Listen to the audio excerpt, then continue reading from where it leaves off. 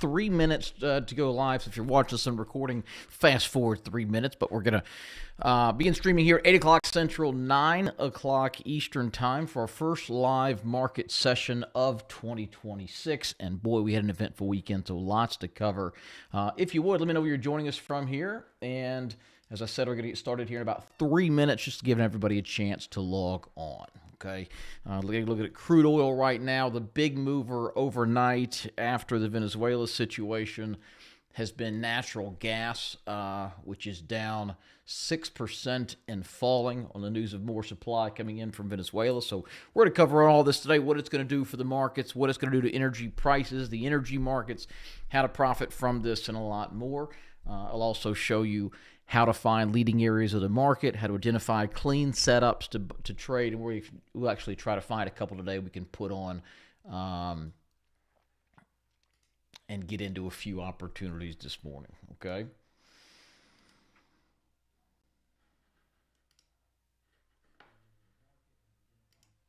Okay, looks like we are live on YouTube there. Perfect. So let me know where you're joining us from this morning if you would. It's good to see a lot of you. Chuck, good morning. Dale, Gary, Jim, James, Bobby, good to see you all here from Lafayette. Awesome. Good morning from South Carolina. Vicky, good to see you. Hey, Matt, regular with us there. Okay, so let's go ahead and take a look. I thought I wasn't going to go live on YouTube for another minute, but I guess it did, so that's perfect. All right, so let's start at the top here and look at the overall market. Obviously, still within spitting distance of all-time highs. Market's actually gapping up, which is interesting. Typically, you don't black bag a foreign leader and market goes up on the news, but here we are. So if you missed it over the weekend, the U.S. captured the dictator, the leader of Venezuela.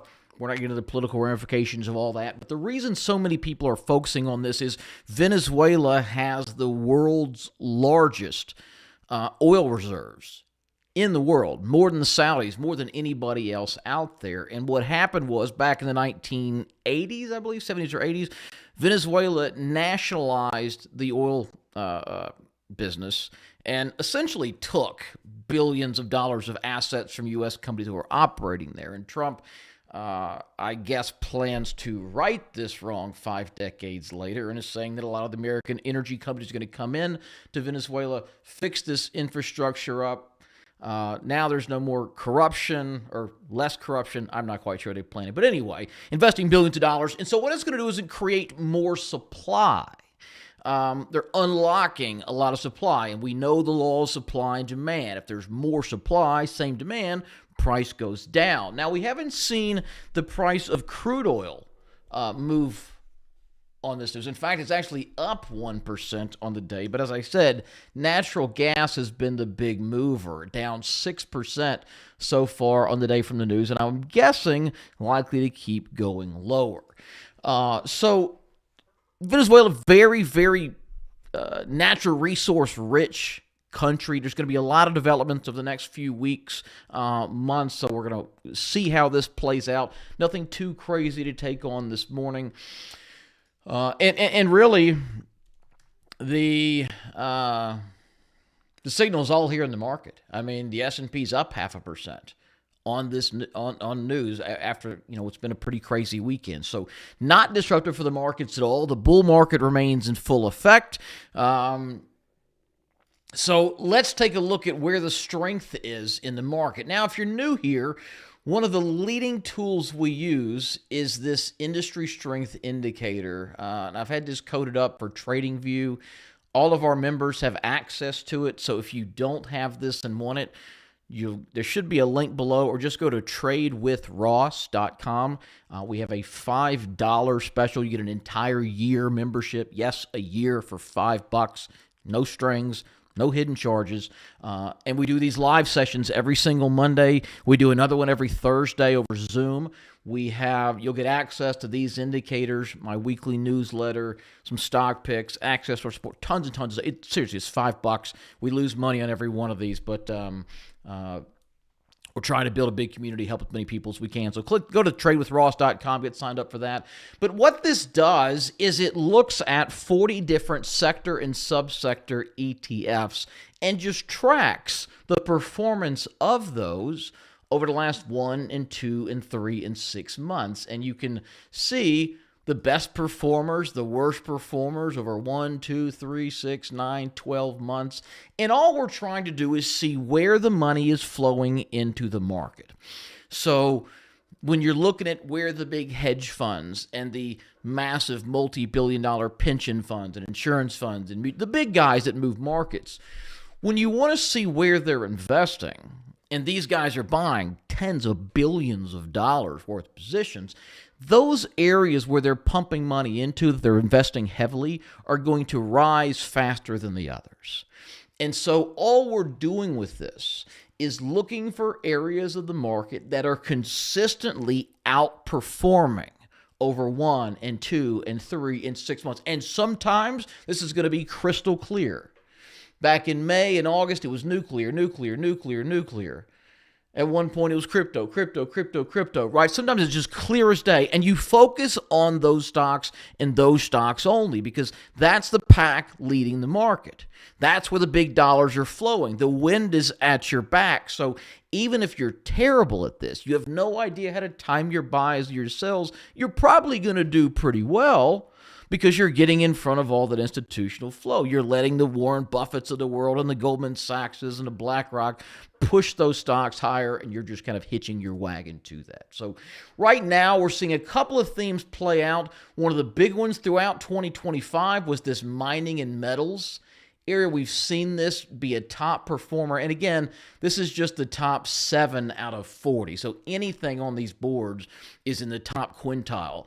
But the mining and metals space has consistently been a top performer here, and continues to be all last year. So we are in a multi-year super cycle in the currency metals, the gold, the silver, palladium, even copper and steel. Look at steel here showing up. And this is popping up here on the 1 month and the 2 month and the 3 month lists. We're seeing lithium and lots of hard assets. And the play here is what's known as a debasement trade. I think investors, global investors, have kind of woken up to the fact, hey, the U.S. is never going to stop spending. They brought in Elon. They brought in all these guys. They're going to cut the fraud and abuse. What was the result? They still spent $2.5 trillion more than they took in. They got, and this is not a dig on Trump. It's not a dig on anybody. I mean, Republican, we can't live within our means. More dollars chasing the same number of goods and services, all those dollars are worth less. I'm frozen. Is it back now? Let me see. We're back. Okay, sorry about that. Anyway, when you're you're pumping trillions of dollars into an economy, and all those extra dollars are chasing the same number of goods and services, that's inflation. You have more dollars chasing, so those values of dollars are worth less. And the dollar lost like 10% this year, which is crazy. I mean, unless you got a 10% raise, we're making less than we were the year before. So anyway, all that to say, trillions of dollars are going to these hard asset plays. The debasement trade says the dollar is, I don't want to say done, but like it will continue to decline in value and at a increasingly rapid pace. And so how do you protect yourself from that? Well, you sure as hell don't buy bonds. Why would you buy a bond that pays 3 or 4% interest when the value of the dollars you're going to get at the end are worth 10% less than they were when you bought it? So you lost 10% on the currency, you made 4% interest, you're losing money.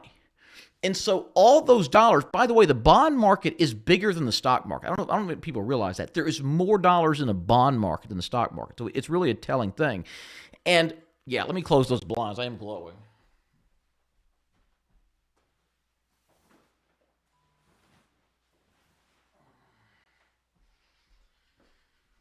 So anyway, everyone's finding a new place to go, because when you're Warren Buffett and you're sitting on a $380 billion cash position, you don't put that in a checking account, right? It's not over at a money market at Chase. Like, you have to buy treasuries or bonds or something. And so there's typically all that money. All that money now is going to gold and going to hard assets. And that's why we're seeing this trend. And so anyway, that's a leading theme playing out, and it's really important to stay on top of those themes because every single bull market has a theme to it, right? The last several years, AI is short period. How do we get in short period? How do we get in during those short bursts? And to do that, we have a go-to breakout pattern we have typically used. And I'll show you, in fact, I'll show you some we've done last year. This is one here. This is SMR. Now, as I said, when you looked at this, now this is May of 2025. This is May of last year. And this is a stock we bought. It's NuScale Power. And if you'd have been with me in May, and a lot of you were, we go in here. In fact, let me just do that. Let me go back in time.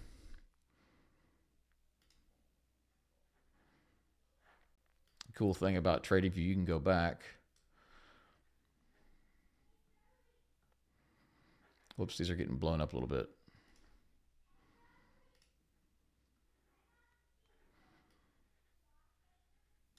All right, let's just play for it. Hold on. Go a little faster than that. All right, so as we were coming in here, this is a little bit big. I'm sorry. I'm not doing this justice. But anyway, nuclear, top performing area, right? And as we continued in, this area continued to rise up the ranks. Okay, now it's showing up here on the 2-month list, still in the 1 month.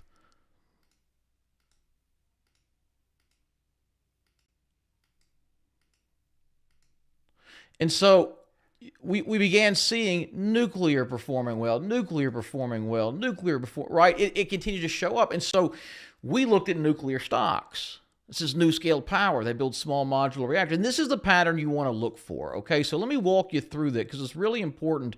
What we're doing is looking for points where supply and demand is in your favor, okay?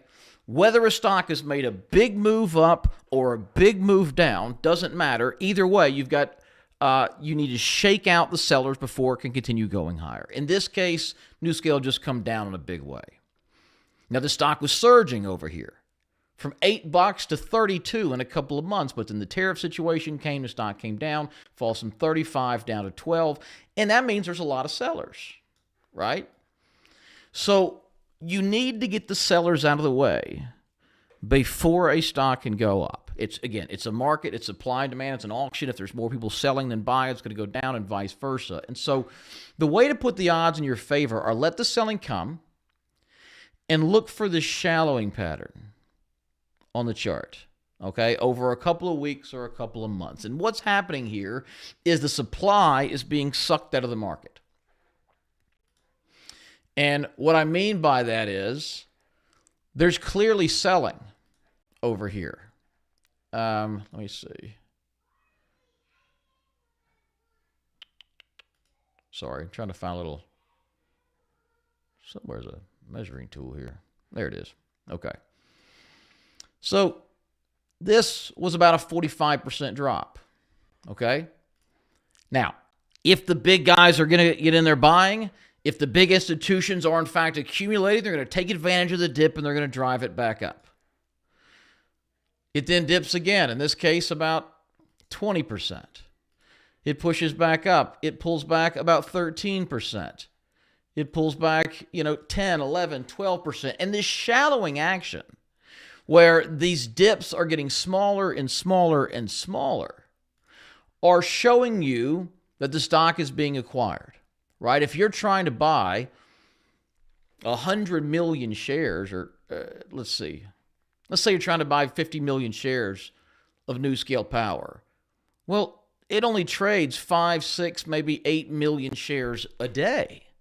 And you can't buy every single share or you're going to throw the price to the moon. So what these guys do is they build up these positions. They buy day after day, week after week. And when the stock dips, they buy more. And it dips and they buy more. And it dips, and what they're doing is sucking up all the supply here.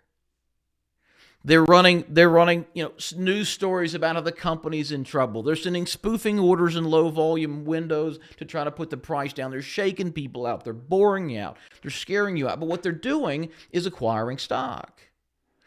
And they're buying as many shares as they can in this kind of $14, $15, $16 range until there are no more shares available at this price. Look, every share is not for sale. A lot of these are sitting in exchange-traded funds. They're sitting in a mutual fund. They're sitting in a founder's account. They're sitting in your 401k. You're not offering to sell them. So what's available out there is what's known as the float. And once they've sucked up as much of the float as they can, when they bought as many of these $16 and $17 and $18 shares they can get their hands on, then it's kind of the situation where you want to buy more, you got to pay up.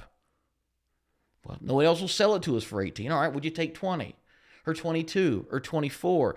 And that's what allows these stocks to make these pretty good size moves relatively quickly. And it's not that everybody suddenly started buying it. It's that here, there's plenty of supply. Plenty of people are willing to sell this stock. But over here, there's not much supply left. They've bought up all the shares. It's in the strong hands. And so now the stock has nowhere to go but up. It releases that energy and coils higher.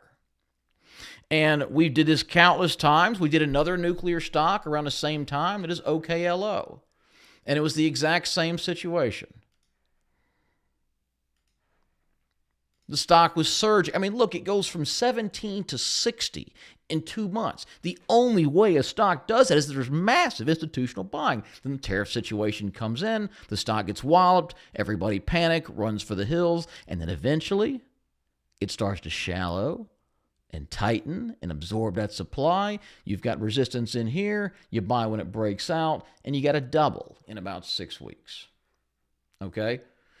Now, the same thing is going to be true at the highs. So when you get a big dip like we got in February and March of this year, great. Let that selling absorb at the bottom and get them on the way back up. But when you're in a strong market like we are now, when stocks are near the highs, you're going to look for this at the highs. I mean, here was, let's see, this was RX site. Now, whoops. Let me give you another example. I'm trying to find a really clean one to show you.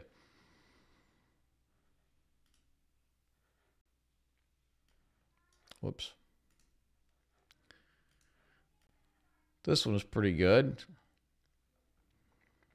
Now, again, the stock is clearly on the move. It doubled here in a couple of months. And then look at the shallowing effect here. Do you see how these went from 14% to 7%? This last little one over here was what? Just 3.5%. So tighter and tighter and tighter and tighter. We bought when it broke out. One little dip in here, retest, and then just propels itself higher.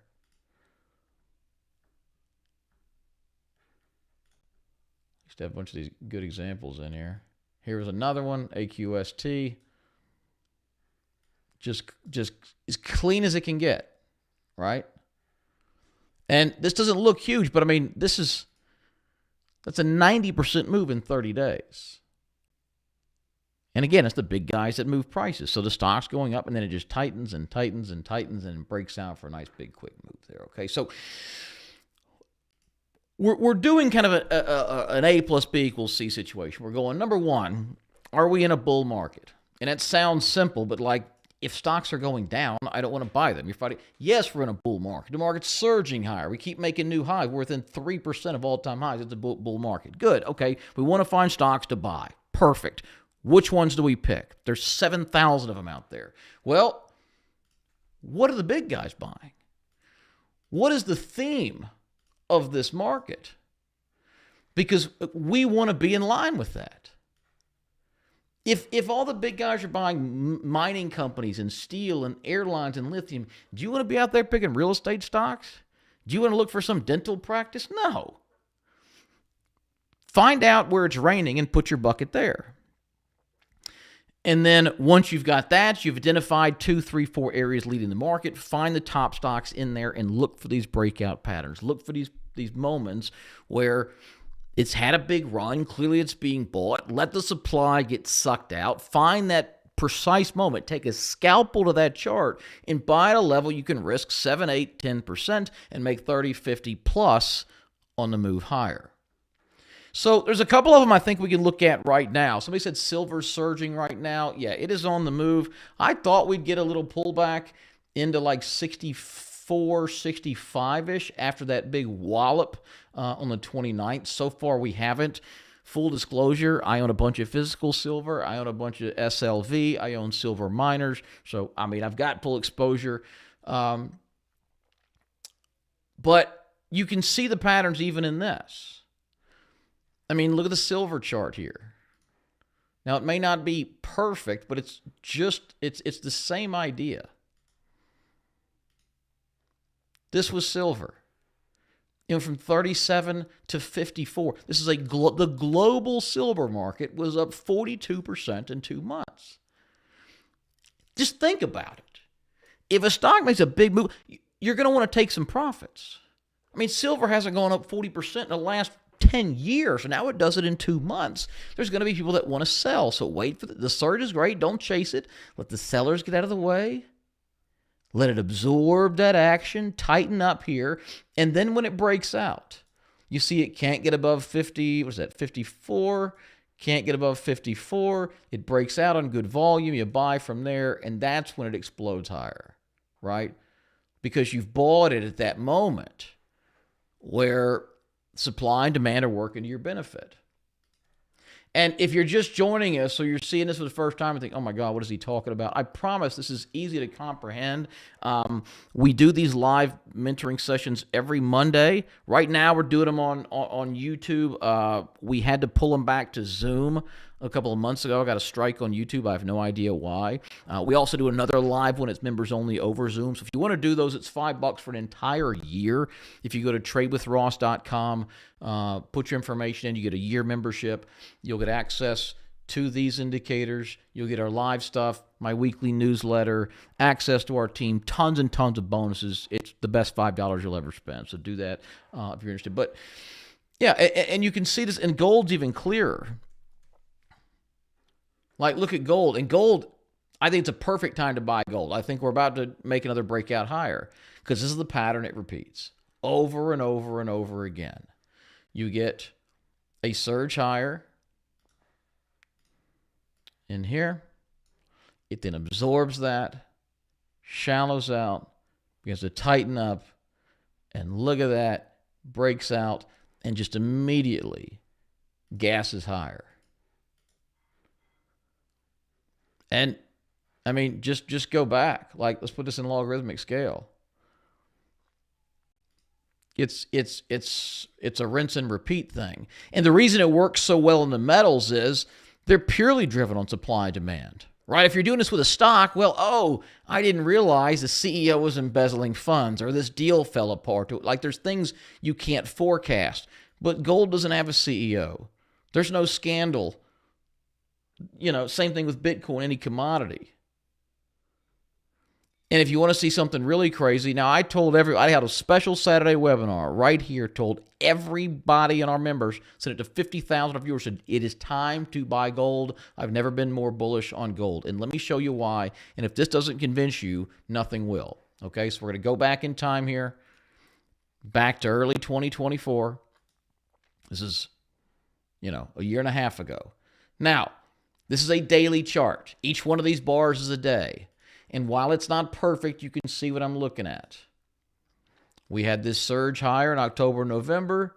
It then absorbed that supply, shallowed up, and was breaking out. Okay? Now, let's step back to a weekly chart. Watch the scale. Each one of these candles is now a week. So now we're looking at 5 years of data.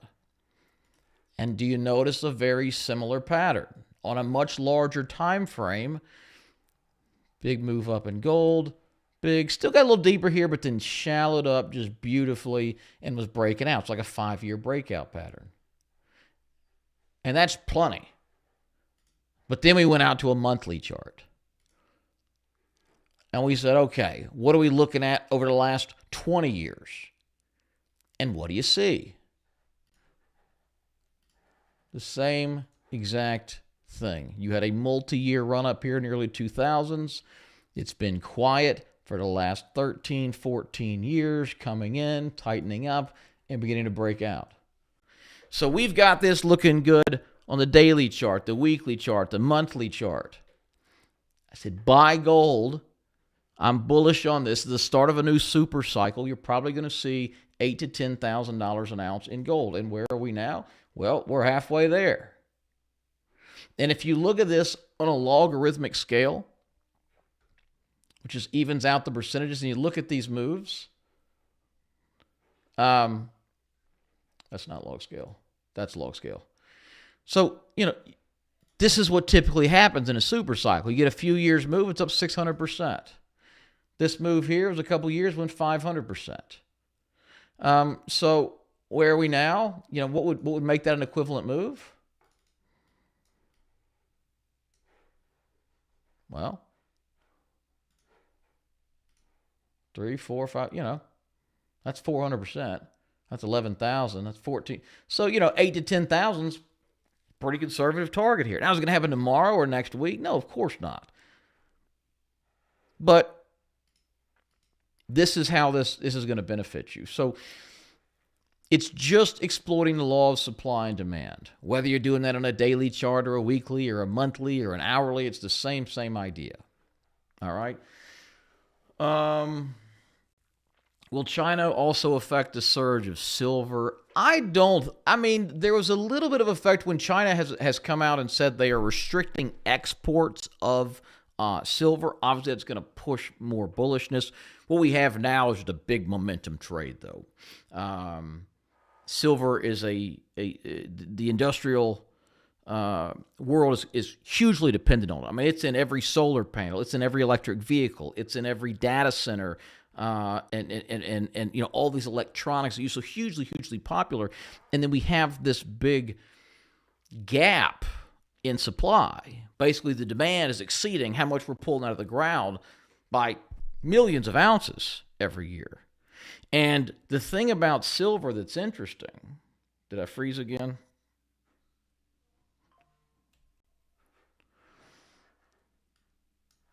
Am I frozen over there, Sean?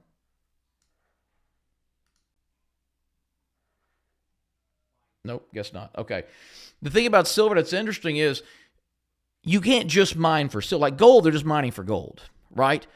Silver is typically a byproduct when they're mining for copper and other base metals. So it's really hard to say up the silver production because you're going to get, more copper, more lead, more iron, all the other stuff there. So anyway, big super cycle in both the metals. Best time to sell to JP Morgan. Yeah. JP Morgan has ruined their reputation with their dallying in the silver market back when.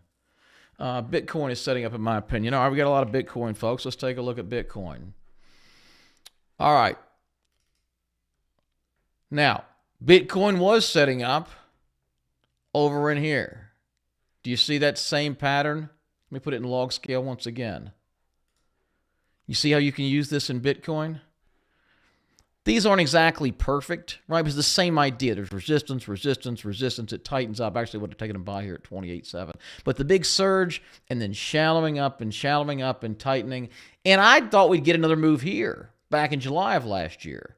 But nothing's 100%. It started to run and then just fizzled.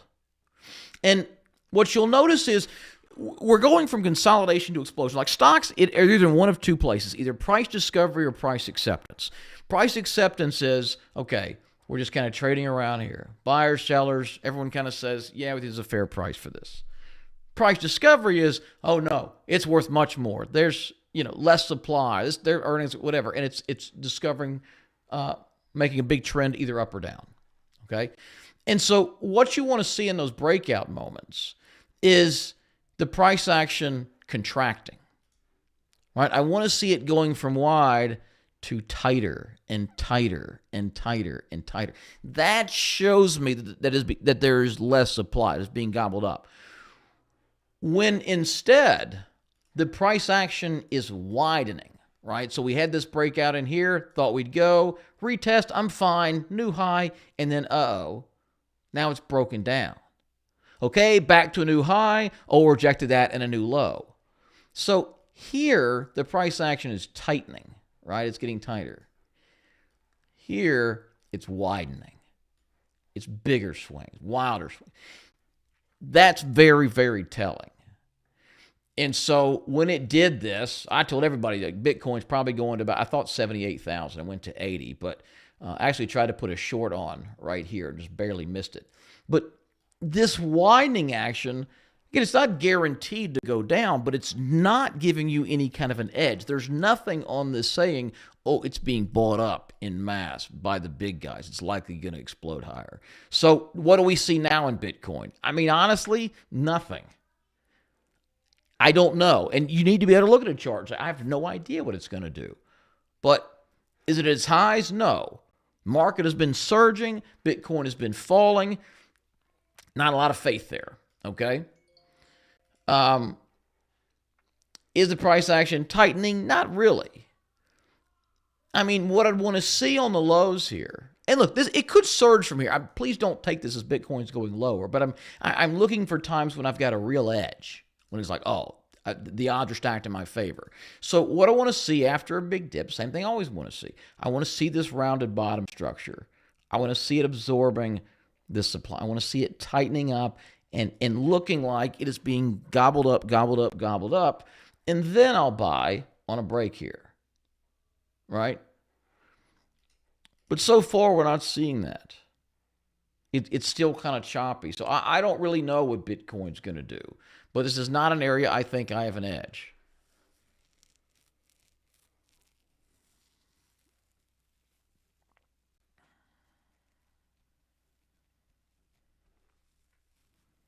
Why not pick up energy stocks here? So yeah, energy. I mean, I'm very bullish on energy. Again, my forte is kind of a swing trading, right? So I'm looking for stocks that I believe I can hold 2, 3, 4, 8 weeks, get a nice 30, 50+% gain, and move on to another one. And so the way to do that, again, is tracking these leading areas. What do we have now? Well, a couple of things show. Obviously, aerospace has ticked up overnight. A lot of these defense companies, it's just going to be a gut reaction to what's going on. The mining space, very strong. Steel continues to be strong. So when you look at some of these stocks, and all I do is just kind of build lists of these. And you can do this really easily. I mean, you can just Google the ETFs and put together a list of stocks. But the steel industry, very strong. Now, what is it? STX? No. What's the steel ETF? SLX. Okay. Now, you can see the same pattern here in steel, right? You see it surged up. Again, not perfect, but same idea. It accelerates higher. But what you need to focus on is the trend is up. It's leading the market.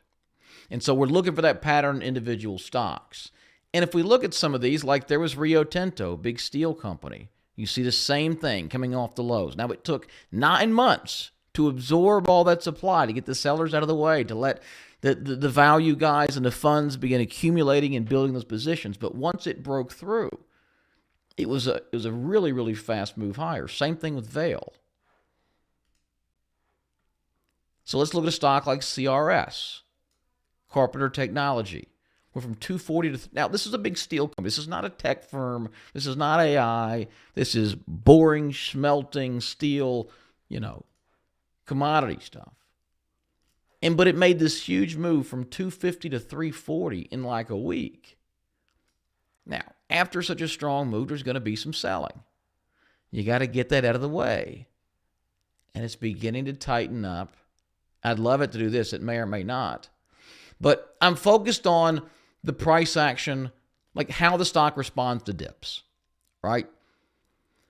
And if a stock is being accumulated day after day, week after week, aggressively, it's going to bounce on the dips, right? And we like to say that we like to buy tennis balls and sell eggs, okay?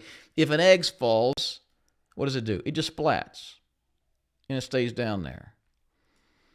And if you're a stock and you go from 350 to 250 and nobody wants it, nobody will buy it even at 30% off, that's garbage. There's no demand for it. But a tennis ball will bounce. Because if it's a good asset, whether we're talking about, wool socks or stocks. It doesn't matter. When it goes on sale, people buy the heck. That's why car companies offer, I can't sell these. Drop the price, they'll sell, right? And so when it dips, you want to see a nice bounce. And so look what we get here. I mean, it pulls back and then just, what did it take? 2, 3, 4 weeks to pull back? Boom, back up in 2 days. 1, 2, 3, 4, 5, boom, back up in 1 day. So that's supportive buying. There's aggressive traders building positions in CRS. So honestly, I think CRS is probably buyable here. Now, it's a steel company. It's not going to go up 200% this month unless they just revolutionize steel production in some way. But I think it's buyable here. Stop at a swing low, but an 8% risk. And in all likelihood, you're going to catch a new move in CRS. Nucor is probably buyable here. Kind of a micro pattern, but you see and not all these, they're not always going to be perfect, okay? But you can see, nope, still deepening, and then it comes in, tightens up for a couple of weeks, breaks out. You got another sort of little formation coming in here. But the big picture, if you just want to make this simple, is stocks move in a stair-stepping pattern, okay? They advance, and they kind of go quiet for a while, and they advance, and they don't just go straight up. And the same thing on the way down, right? Down, people are buying, nope, still garbage, right? And so when this is what a stock does, okay, I don't want to own it in here. That's no fun. I just want to be here for this period. And we like to say we're not dating these stocks. We're not marrying these stocks. We're just dating them. We just want to get in, have a good time, thank her for the night, and go, oh, that's terrible. But you get the idea, right? We just want to be in for the explosive period. And so all we're trying to do is exploit that. If we have a bull market, great. Odds are stacked in our favor.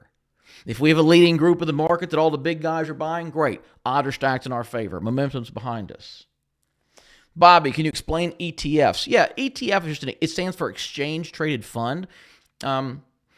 It's the modern day equivalent of a mutual fund. So if you, for example, were really bullish on nuclear energy, you thought, hey, AI needs data. AI needs power. They're sucking too much from the grid. I think they're going to be building these nuclear facilities, these small modular reactors are going to power it up. I'm super bullish on nuclear. It's like, okay, I can go do my research and find 5, 6, 8, 10 nuclear stocks, or I can buy NLR. NLR is the Van Eck Uranium and Nuclear ETF. And it just holds a basket of these stocks. So it's one ticker. And with one share of NLR, here's what you're getting. Let me find their holdings. Oh, here they are. You can barely see this. Let me blow it up. So with that purchase of NLR, you now own Cameco, which is a big uranium miner. You own Constellation. You own BWX Technologies. You own Denison Mines, OKLO. You own SMR, the stock I was just showing you. So it's a basket of these stocks. And that's why we track the ETFs here, is because how's aerospace doing? Well, how's a basket of the top 20 aerospace stocks doing, right? NXC or LAR. I think I own LAR. Yeah, we bought this. Looks like it's pulling back a little bit this morning. This was, I think, a trade I did on Tuesday. Oh, I hate these candles. Not risking a lot of money. I'm in from like 560. I just bought it a couple of days ago here. But, for the same reason. It was up. Man, it pulled back. It was gapped up big this morning. But this is a lithium miner. One of the leading areas in the market has been lithium, right? Okay, find me a lithium miner. Cool. Is it going up? Absolutely. This thing has tripled since July. Cool. Where can I buy it? Well, after a big advance, and look how this plays out. You see it? Same thing over and over. Breaks out, big advance, shallowing,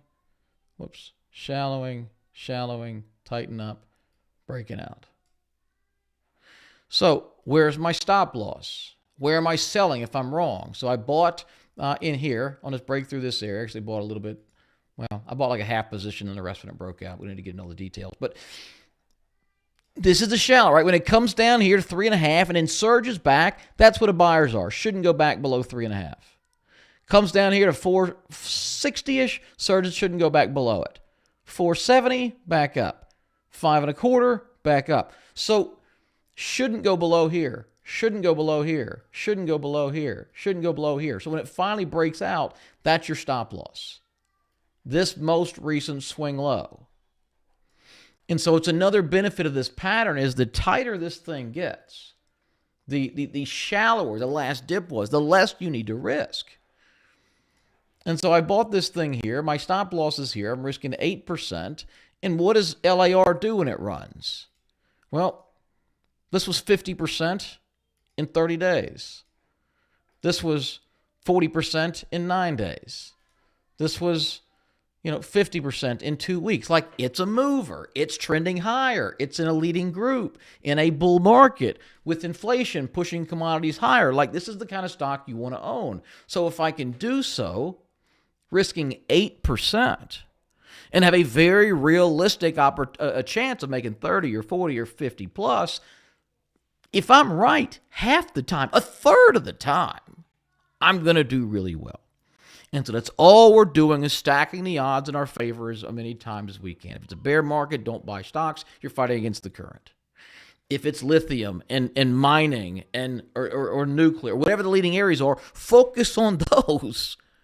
The big guys spend millions on research. I have no idea what kind of deals Sam Altman has set up with NuScale Power or what the new development is on their small modular reactor technology. I have no idea. And honestly, it doesn't matter if I did, because whatever they're buying is going to go up, whatever they're selling is going to go down. So that's where I'm going to focus on. So it's just putting every possible advantage. I want low risk. I want strong moving stocks. Look it up here in the corner. See this ADR? This stands for average daily range. This stock, on average, from low to high, goes up 8%. Average, 8% a day. I'm risking 8% on the whole trade. I get 4 or 5 good days in a row. That's 40%. So I got a good moving stock and a good group with a good pattern with a wind that is like, is it guaranteed? No. If I get stopped, look, I lost money on CDE. We got stopped out. Now, it's back where we bought it. But look, this is a gold mining stock, Collier Mining. It went from 9 to 24 in 2 months. Like, this is a monster. There was some profit taking. It got overcooked. So we let it come in, and it shallowed up, and break out. And didn't I get it here? I think I recommended buying here. And I tried to, I put the stop, like it wasn't, ideally I would have put the stop here, and I probably should have. It's about a 10% risk, but I wanted to make it really tight, so I put a stop here at 7%. Let me just zoom in. I put it at this low. This was my stop loss, this red line here. And unfortunately, it tagged me and popped right back up, right? So it's not perfect. I took a 7% loss. Lottie freaking da. I'll be fine. When I bought SMR last year, we made 140%. We bought OKLO and the stock tripled inside of 3 months. Like, we're going to get some big movers. I'm happy to take a 6 or 7% loss here and there when I'm also taking 40 and 50% movers when I'm right. So this still looks good. It's gotten a little sloppy, right? Gold's kind of all over the place. It's a mover. But yeah, I think Collier still looks pretty good in here. I would probably be willing to buy with a stop, and that's the rejection low. Dipped, bounce, okay. If it breaks down through here, or really through here, I don't want it anymore. But it's likely going to be a nice turnaround here. Gold pushing out. And these are a little bit tougher because it could be a perfect pattern, and then some monstrous account dumps a $1 billion gold position. Gold falls 3%. Collier falls 6% on a reaction, and it bounces right back, which is what happened here. So there's things we can't predict. Ross, are gold and ETFs safe? Lots of comments that physical possession is the only safe option. Yeah, the diehards are going to say that. And listen, they're not wrong. If we go back to like a crazy Nixon era gold confiscation by the government, yeah, you're going to want the stuff in a safe in your closet with a gun on top of it, right? But right now, when you're looking at GLD, which is the big gold ETF, or you're looking at SLV, which is the big iShares Silver ETF, these are backed by physical metals. Every single day at the close of business, they balance their reserves based on assets under management. So it's not some crypto scheme, somebody having weird sex parties in the Bahamas and they lost the password and all your money's gone. That's not the situation. This is backed by physical. It's going to move lock, stock, and barrel, give or take a percent with the price of those commodities. But, I have both. Like, I own SLV, I own GLD, I own the miners, and I've got a bunch of physical held at AppMax's facility, which is managed by Brinks.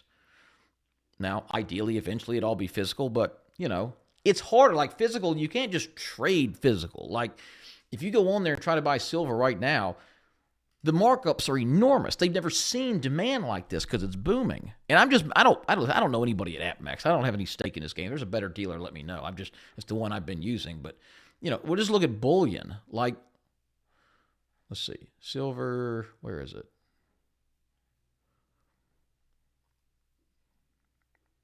I don't know. We'll look at like 10-ounce bars of silver. Now, silver's traded, look at it, $69 an ounce. See that? So a 10-ounce bar should be $690, right? No, it's $850, which is 20% over spot. Now, there's always going to be some markup to spot because that's the spot price for an ounce. It's got to be refined. It's got to be shipped. It's got to do all that. But, like, the things are huge. If we look at, this is SLV. I'm sorry. 76. Okay, so it's not that bad. I was looking at the wrong thing. But, if we look at gold, for example, it's trading at 44, 42. All right? If I want to go buy gold, you're going to pay a markup on that, even just for regular, the cheapest bullion we can find. Let's go. I don't know. We'll just look at some bars from Perth. But anyway, they're $4,600, $4,630, $4,620. Gold's 44. So you're paying $200 over spot. Now the percentage markup is lower. It's only 1% or 2%, but nonetheless, if you're like, all right, I want to buy gold here, I think it's going to move in the next 2 months. Well, if you pay 2, 3, 4% over, pay to have it shipped to your house, then got to find a broker to sell it to, and got to get it below spot and ship it to him like it's a losing game. The physical's for your longer term hold. If you're going to have this 5, 10 plus years, buy physical. If you're trying to trade the next couple of weeks, month, or even a year or two, just do the paper. Just do GLD or SLV or something like that. You may have covered this, but can you explain why the Santa rally turned into a Santa wipeout? No. It's, the Santa rally is just the last 5 trading days of the year plus the first 2 or maybe the first week of the following year. So it's not guaranteed, but it typically happens. So it's from like these final days here. So we just didn't get it. And it's not a huge thing. This is the S&P. Like on average, it goes up like 1%. We are so far down 0.5%. It's really just more of a talking point than something significant. And by the way, guys, if you're logging on, I should have mentioned this again, but we do have that link. If you go to tradewithross.com, I'll show you the page. If you go to tradewithross.com, we do these live sessions every single Monday. We also have a live session every Thursday over Zoom. You'll get access to all these indicators I'm showing. You'll have access to my team. I put a weekly newsletter out every Friday. You'll get tons of other stuff. It is $5 for the entire year. Yes, there's a lot of cheesy stuff on here. No, I was not in the military. I didn't design the page either. But it is $5 for an entire year. No strings attached. Nothing else. So go to that link. Sign up for that if you want. I promise we'll give you a lot of value.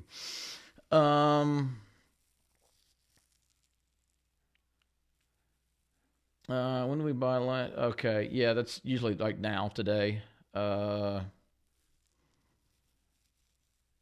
SD bullion. Okay, good to know. Okay, quick question. How do you treat your stop loss and profit take when your stock breaks resistance and starts moving up? All right, good. Now we're talking like a winner. I like that. Okay, good deal. Yes, good question. Let's talk about it. So what do we do when it starts running? All right, well, let's look at some of these. By the way, First Solar, I think is looking like getting ready to break out as well. FSLR. A lot of the solar stocks looking good in here. Jinko, little choppier. NXT was one we did. You can see the exact same pattern. But the question was, what do you do when it starts going your favor? All right, well, let's talk about that. Now, I've got a video on my YouTube. If you go to Ross Given's YouTube, I've got a whole video on like when to sell. But let's just take this practically. Here's what I generally do. As we talked about, stocks don't go straight up. They tend to kind of do this, right? And these little areas like this, and this little here, we call that a natural reaction.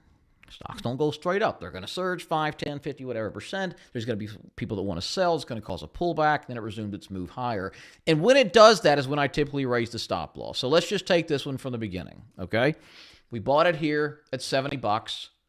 Our stop loss was right there, that red line you can see. So we were only risking, in this case, I guess it was about 10%, 11%. It should have been like right here.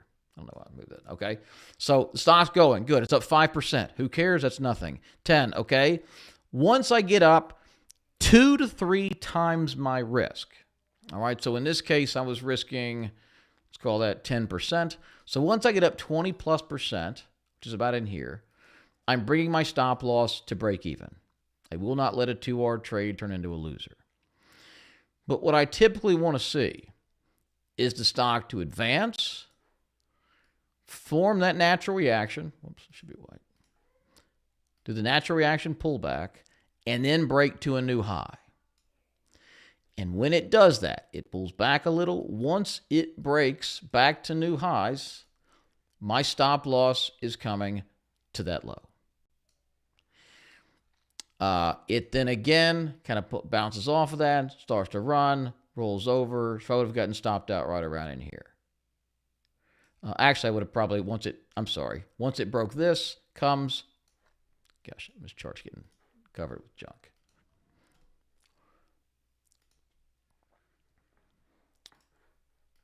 Breaks a new high, comes in, retest, breaks that high. At this point, I'm bringing my stop loss up to there. And this is the day that would have taken me out, right up in here. So I would have risked 10%. Got at it with 35% risk. That's 3.5 times my money. Perfect. If I do that, get that right 1 out of every 4 times, I'm going to make a ton of money. Makes sense? And there's also things, I did a video on it, like when to sell into strength. So when you get like these huge, powerful, high volume up days, I like to take a piece off. If I get a 4 or 5, times risk move up, I'm going to take some off. I tend to kind of trim it along the way. So when I'm finally stopped out, it's no big deal either way. What about SVM? All right, let's look at some of these symbols y'all are talking about here. SVM, Silver Corp Metals. Yeah, looks good. I don't know anything about the company. $2 billion mining operation. Where are they out of? Vancouver, like all of them. Yeah. I mean, yeah, it looks great. And you can spot, I'm not trying to Monday morning quarterback this. I just want to burn this image into your head, because when you get a good trending area and good strong stocks, you want to look for this. Buy, big move, natural reaction, comes in, yeah, it looks great. I like it.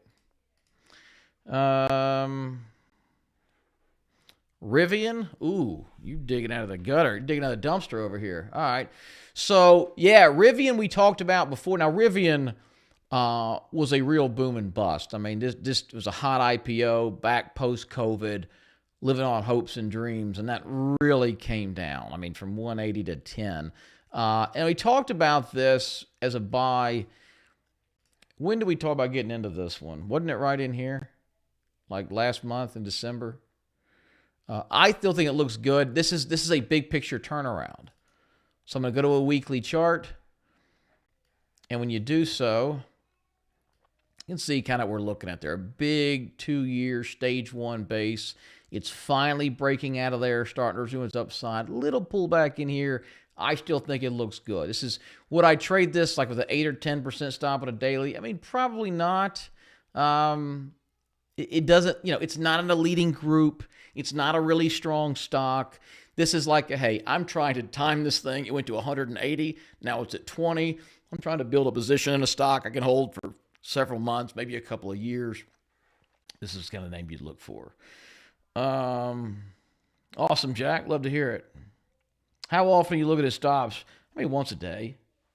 And the thing is, you're seeing, so this one's, look, I mean, it's not $200. Lottie freaking died. This is, by the way, I'm trying a few different brokers out. So I built an account on Moo and One Interactive Brokers, and I've got I put like 10 or 20 grand or 10 grand at each one. The bulk of my accounts are with Fidelity. But, yeah, what was that one? Laura?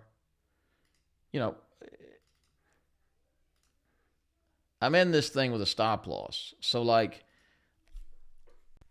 I really don't need to check it very often. It has to be, that's why you want to use a stop. You want to know where you're wrong immediately. I know if this thing falls to 5.25, I'm not interested anymore. I see the trend. It's a big mover. It looks like it's consolidating. It looks like it's absorbed the sellers. It looks like the new supply is coming in and pushing it higher. Great. If my thesis is right, it should not go below 5.25.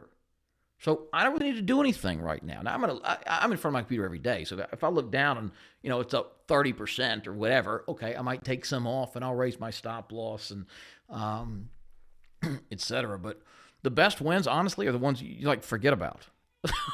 I mean, not really forget, but you don't want to micromanage this thing. You don't want to zoom in every day and every hour. What's it doing? Is it up? Is it? Oh my God, it looks like it's falling. The money's made in the waiting, not in the trading. Can we go through some solar stocks? Yeah, let's take a look. So First Solar, do you see what I'm seeing here in First Solar? Again, if we go to the market health indicator, you see solar, and it's kind of falling off the 2-month list, but it's kind of it's bouncing up and down these lists, but it's pretty consistently there, right? Solar, and again, this is 11.5 versus 13. It's 8. It's not a lot, but yeah, solar really, really strong. So this is a beautiful trend. And it finally began to consolidate. And it comes in and it pulls back and it shallows up a little. Tried to run there. It didn't quite. Perfect. It's tightening up nicely. Our dips have gone from, 15% to 10% to, what was this last one? About 8%. So it's doing what it should. So I like First Solar on a breakout above. And sometimes these things aren't going to be perfect to the penny, by the way. This was a big move up. Might have attempted to buy there. It rejected it, came down. But look, it pulled and then popped right back. So, yeah, I think First Solar is probably buyable on a break above 285. If it does so, I would put a stop loss here to swing low, risk about 8%. And again, this is a good moving stock. You get a couple of months run out of this thing, it's no big deal for it to run 30, 40, 50% over a couple of months. And, if you can get a good entry, this one wasn't perfect over here, but you can see the same kind of idea there. How a lot of strength comes in, shallows up, begins to tighten, get your breakout here. Nice gust, one retest, never would hit your stop loss, but you'd have got a great little entry. Hit about 200, you held it for 3 months, it's 280. It's a nice little run. 40% in a couple of months, no problem. Do that 2-3 times a year, you're the leading money manager on Wall Street. Seriously. So yeah, First Solar, let's go run through a couple others. In phase, no, right? No, I don't see it here. Jinko Solar, I like this stock, but man, it's a volatile little sucker. It needs to tighten up, and it just hasn't. NXT, yeah, I like it here. I probably want to see it above 95 because it's just doing kind of a flat consolidation, not tightening up too much. Although it is, it's tightening a little bit. But yeah, I want to see a push through there. Hasi, yeah, not my pick because now it's rolling over, right? It's beginning to break down. So this wouldn't be one of my favorites. Sunrun, yeah, looks good. It hit the 2024 high. I think it's not ready. I think it's tighten up a little bit. Solar Edge, right? Nothing sexy about this chart. Array looks much better. This is the company that makes all the structure that holds all those solar panels and all. Yeah, possibly here. That's not my favorite. Nah, that's a beautiful trend. Now you might just jump on board and run a stop. I mean, Shoals looks pretty good here. Notice it pulled back to a retest, immediately bounced. And it's kind of, beginning to come in here and tighten. So we could see something sort of like this and a breakout and extension higher. Canadian Solar, yeah, you see it kind of wedging here, tightening up, right? That's what we want to see. Tightening action. So if it starts to explode out, probably buyable. I don't like DQ. Definitely don't like SunPower. Something happened to this piece of garbage. Definitely not. So, yeah, I mean, a couple of those look good. First Solar's good. You're only looking for the best, right? If Solar's going to run and Solar's going to go up 10, 20, 30% this year, and you got a good entry into one of the top 5 or 10 solar stocks, you're going to double your money. That stock's going to double. LAC, Lithium Americas Corp. Yeah, I mean, this looks really bad to me. And I'm not saying the company's bad. The earnings are bad. The future's bad. But, the price action's awful. This is the one that Trump took a stake in for the U.S. The stock doubled overnight. It's a 95% move in a day. It doubled again on hope, dreams, fairy dust, and margin day traders. And then, okay, now we're going to play nice with China. We're going to get some of the lithium. This stock's not worth, 4 times what it was last month. It comes down. Now, look, if it had done this, okay, and absorbed, right? I've been all over that. Absolutely. It got hammered. It absorbed a supply. It's ready to run again. But that's not what it's done, has it? It came. It began to come in. Started to tighten up. Nope. Back to the low. Up. New low. Stocks making new lows are not ones Ross buys. I want to make it highs, not lows. So it doesn't look good to me. Yeah, don't worry with the gaps. People go, there's a gap fill. It's such nonsense. It's just coincidence. There's no magical, market force saying it has to fill every gap. A gap just means, this is a gap. So it closed here this day, opened up here the next day. This area in the middle is a gap. There's no law that says has to fill that or not. It's just people grasping at straws. It means nothing. TAN's the solar ETF. It looks really good. Yeah, obviously solar's leading. I own this in my retirement account. QBTS.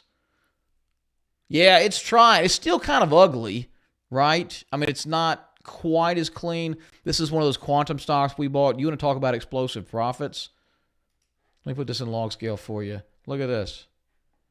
This is one from last year, doing exactly what I'm teaching you how to do today. We got it right here. Sent this alert to all of our members. It was up 120% in 16 days. This is not some fly-by-night penny stock.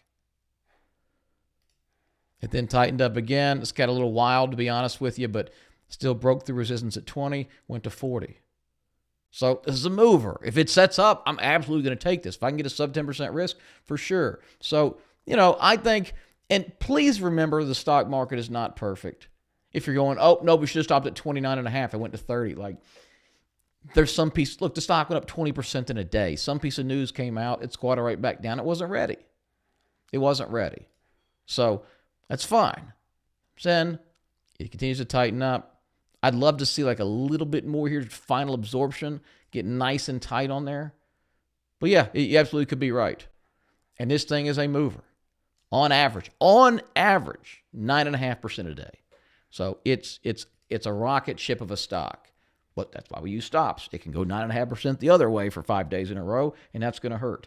Rocket, RKT. Yes, perfect. Good job. Love this. Is this the finance company? So it's not in a leading group. I generally focus on the leading areas. But if it's a perfect chart in a good market, I'll take it.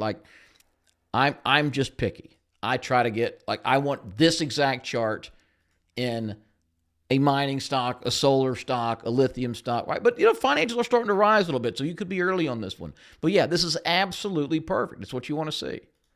Big, strong move, 12 to 22 in 3 months. That's a mover.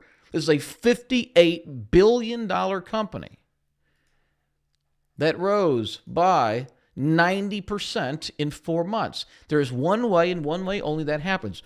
Big, large Wall Street institutional firms buying this stock hand over fist. It's the only way that happens. All of us here live today could pull our net worth, all buy rocket companies right now, and that thing might go up a dime. The only way a $50 billion company doubles in a couple of months is there's big buying. So we know there's big demand for the stock. So we want to wait until we get a buying opportunity. And you see it here, tightening up, nice and tight, coming through. I think this is buyable right here. I think you get away with about an 8% stop here, about $19, just below this little swing low. And if this is, in fact, what it looks like, continuation of that move, you're probably going to do pretty well. Now, we won't have time for this today, but there are like little shorter term, so there's sometimes like a pattern within a pattern. So, this, while not perfect, would have been a nice buyable entry. So I'll often buy like half my position here, put a tight little stop. When it breaks out, buy the other half. So I'm averaged in from 19 instead of 20. But, that's just me trying to get cute with it. ETR wouldn't be my favorite. It's a utility stock, which is typically a slower mover. I'm bullish on energy. I prefer the producers of energy. They're the ones that are going to make the bigger moves. This stock, look at, on average, moves 1.5% a day. So it's not a big mover, and it's also trending lower. I'm guessing it's a dividend stock. Yeah, 2.73% dividend. So, I don't love it. It doesn't look bad. It's just not the kind of name I'd pick. Look at XRP. Oh, got my crypto guys here. All right, let's take a look. The XRP USD.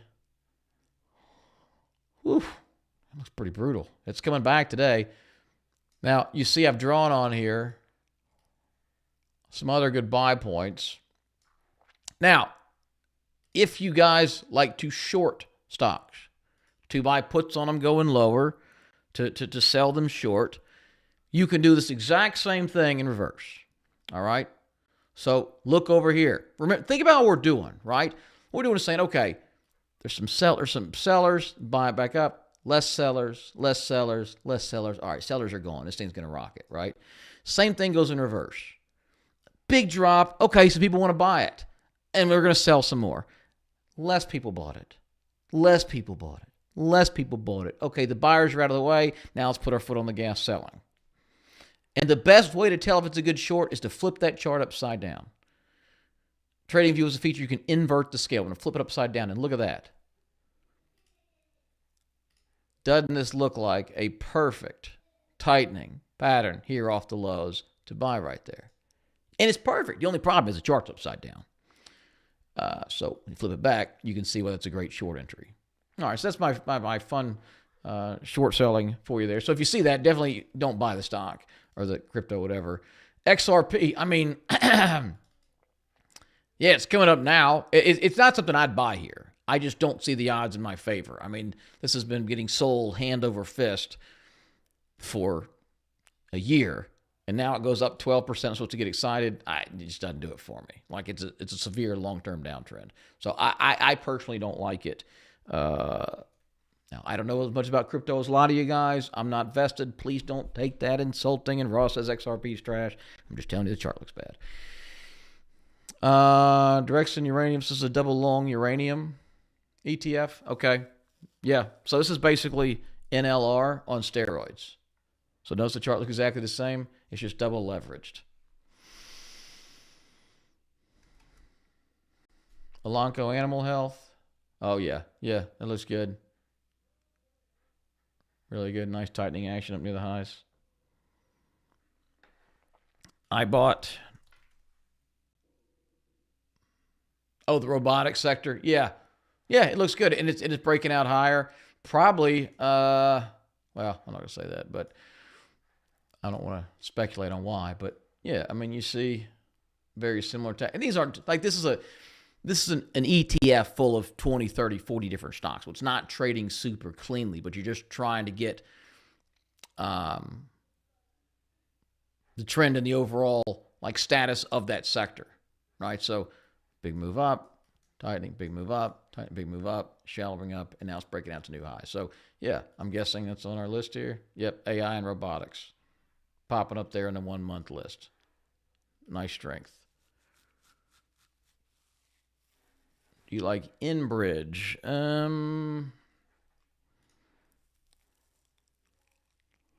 the market doesn't like it today. It's down 3%.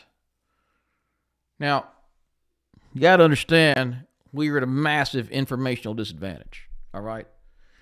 If you're running a $50 billion hedge fund, you already got a guy in Venezuela checking on the situation. You've got folks talking to the White House about their plans. So you know massive amounts more than me. We're never going to be on that level. Nor do I want to. I don't want to do that crap.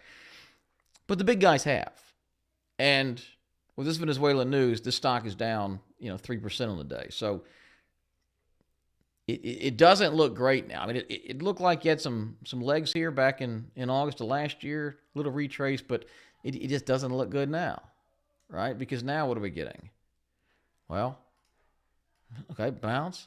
Up, couldn't reach the high. New low, lower high, about to make a lower low, like it's just breaking down. So it wouldn't be one I'd like here.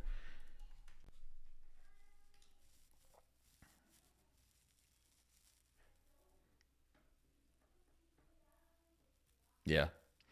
Poets, again, this is one I featured in another video I did. It's a volatile little stock. I mean, this is a $950 million, so about $1 billion, small cap company, and just look at the swings. That's 90% in 3 weeks. Then it fell 40% in a month. Then it's up 90% in a month. Then it's down 60% in a month. Right? It's very so. This is I'd only trade this short term if it does a really, really nice clean pattern there. So if this thing came in and did, in here and starts to, all right, tighten up a little bit and then really just for several weeks, really nice and tight here and then broke out, sure, I'd try it if I can get away with a 10, 15% risk. But, this is more like a position bet on emerging AI data center technology.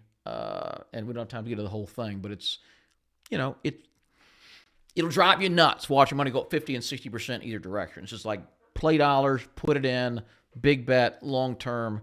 We'll check on it in a year.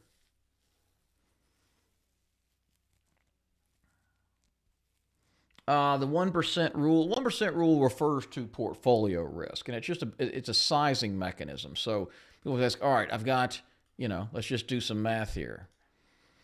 Let's say I've got a $25,000 account. All right. And you're about to buy a stock. Let's just say Poet here. You're going to buy it here. Your stop loss is going to be there. So you're risking 10%. All right. So how much of your 25 grand should you put into this stock? Well, the 1% rule says 1% account risk per trade. So what's 1% of 25,000? Well, that's $250. Okay.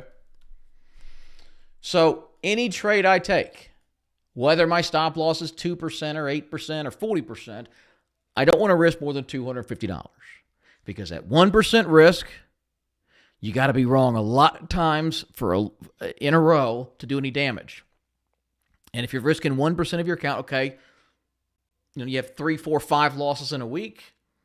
And no wins, your account's down 3, 4%. Not fun, not great, but like it's not down 20 or 30. Okay, so if this trade, uses this trade particularly is a 10% stop loss. Gosh, I can't type. Okay, so I'm risking 10% from where I buy it to where my stop is. That's how I determine. So you're saying of $250 is 10% of what? So you take $250 You would divide it by 10%, which is 0.1, and that's going to give you $2,500. Okay? So if I was buying the stock with a 10% stop loss and I had a $25,000 account, I would put $2,500 into this trade. Now, that may seem conservative to some. It's going to seem aggressive to some. But this is a general rule of thumb as you're getting into trading. 1% account risk per trade. Now, fast forward a couple of months, you're up 30, 40%. You got a good bull market. You've captured the theme of the market. You're hanging and banging. You're doing really well. Great. Bump that to 2% or 1.5% or 3% if you're feeling frisky. I don't know.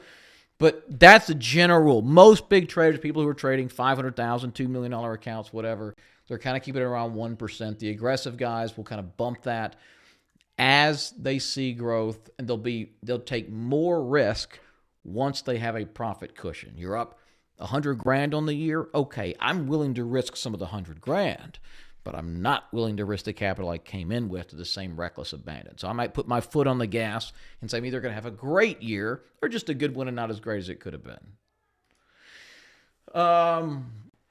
Okay, we are way over time here. But hey, by the way, again, the link is tradewithross.com. If you're not signed up, I encourage you to do so. It is $5 for the entire year.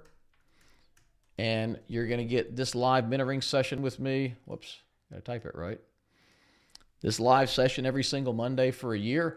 Right now, we're doing them on the Traders Agency YouTube channel as well, and Facebook and X, but if not, we may have to go back to Zoom. So if you're a member, you'll have that. You'll get the live session no matter what. We also do another one every Thursday, members only over Zoom. You're going to get access to these Trading View indicators, which is going to let you keep abreast of the strength in the market. You'll get my weekly newsletter. You'll get access to our team. Tons of stuff. It is seriously the best $5 you're going to spend. So do that if you would.